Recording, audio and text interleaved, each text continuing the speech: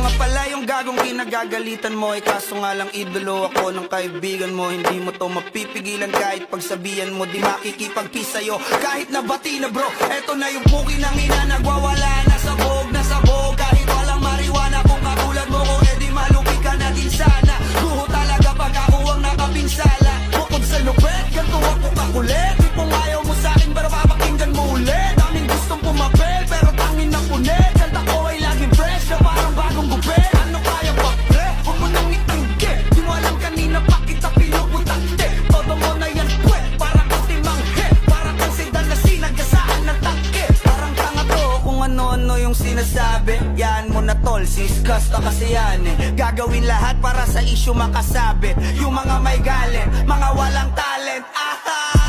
Di pa ako tapos. Akala nyo kaya nyo mapatigil si Dasos? Mas lalong nanggigigil to lalo pag di pa os.